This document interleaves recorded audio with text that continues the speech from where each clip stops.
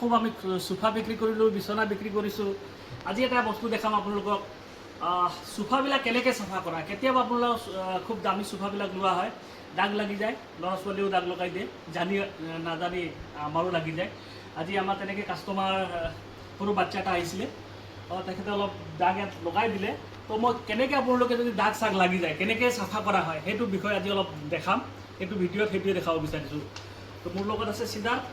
আৰু এইটো চাওক, এইটো মই লৈছোঁ পেট্ৰল, এইটো ফৰ্মৰ টুকুৰা। আৰু যিটো লয় আপুনি ফৰ্ম লওক, আপুনি কটনৰ কাপোৰ লওক, একেবাৰে চাফা হ'ব লাগিব, লেতেৰা হ'ব নালাগে। তাৰপিছত আপুনি পেট্ৰল ল'ব, এনেকুৱা চফা ফৰ্ম, নহ'লে এনেকুৱা ফৰ্ম টুকুৰা লৈ ল'ব।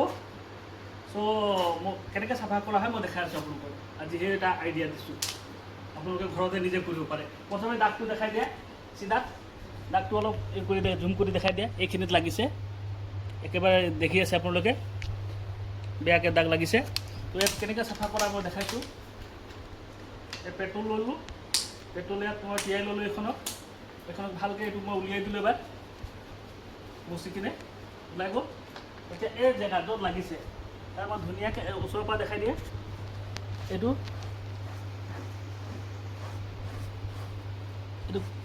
মচি আছোঁ।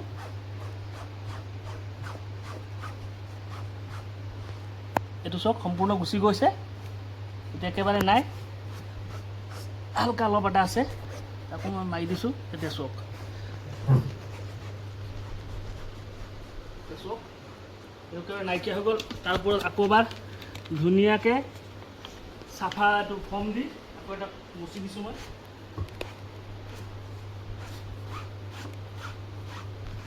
এইটো চাওক